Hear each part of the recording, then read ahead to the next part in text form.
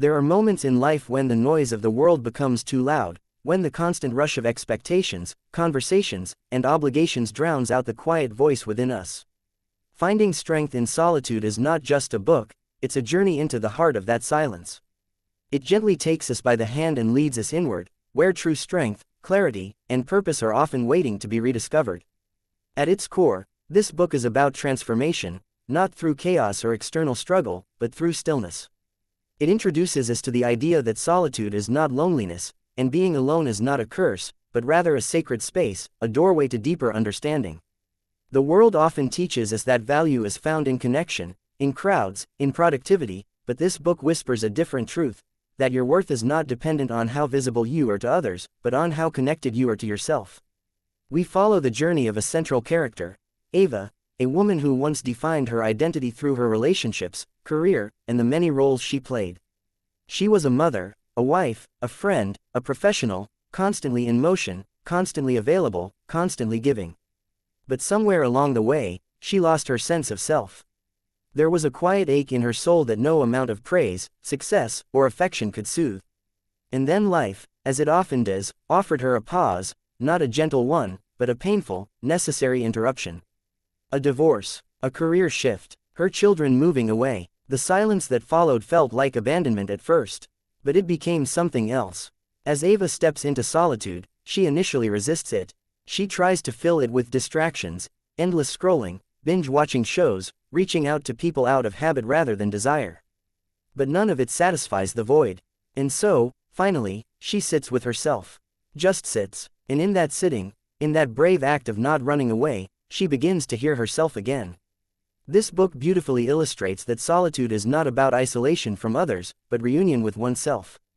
It is in the still moments, the quiet mornings, the slow walks alone, where Ava begins to remember who she truly is, not in relation to others, but as a soul with her own rhythm, needs, and dreams. She rediscovers simple joys, journaling, gardening, meditating, reading poetry, listening to the wind. These are not distractions, they become acts of self-love, small rituals that reconnect her to her essence. One of the most profound insights from the book is this: solitude teaches us to become our own safe space. For many, the fear of being alone is rooted in the belief that we cannot handle our own thoughts, emotions, or silence. But when we allow ourselves to stay, not flee, we discover that the silence is not empty. It's full of answers. Ava realizes that many of her previous choices were rooted in fear, fear of not being loved, fear of disappointing others, fear of failure.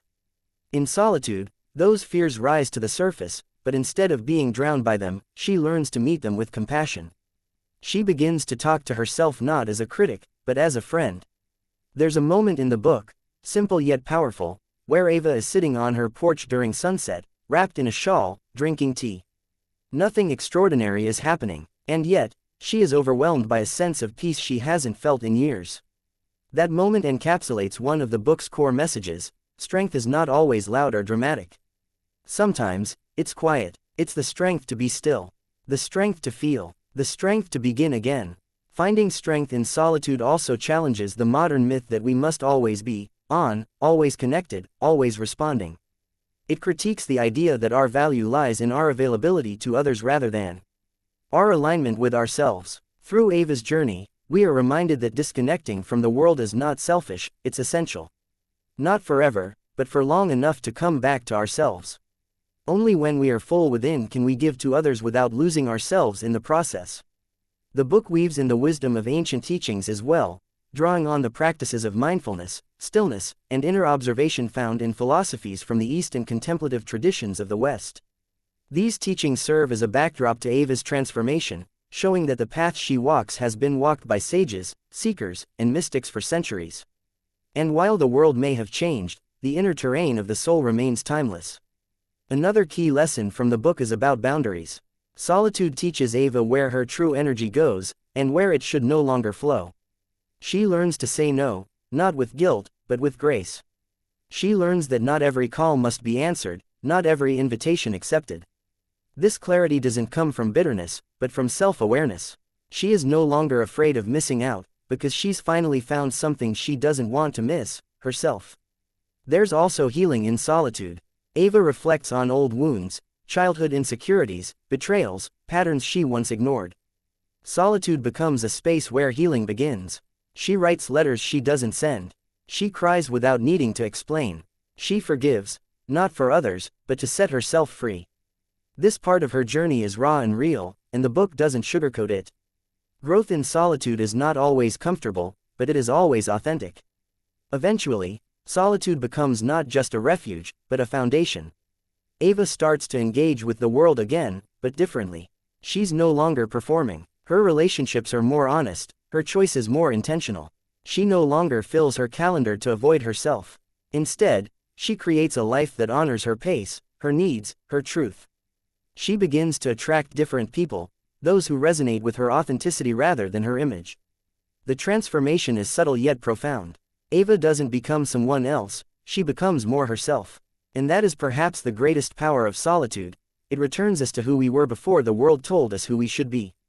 Finding strength in solitude invites us all to pause, to stop running long enough to ask ourselves, who am I when no one is watching? What do I truly want when I'm not trying to please? What kind of life feels aligned with my soul, not just my obligations? In a world that often equates solitude with sadness, this book flips the narrative. It tells us that solitude can be sacred. It can be liberating. It can be healing. It is not the absence of connection, it is the restoration of it. Connection with self, with nature, with the divine. And perhaps the most beautiful message of all is this: you don't have to fear being alone. Because within you lives a companion who is wise, whole, and loving, you. When you befriend yourself, you are never truly alone. You carry your own light, and in that light, you find not just peace, but power.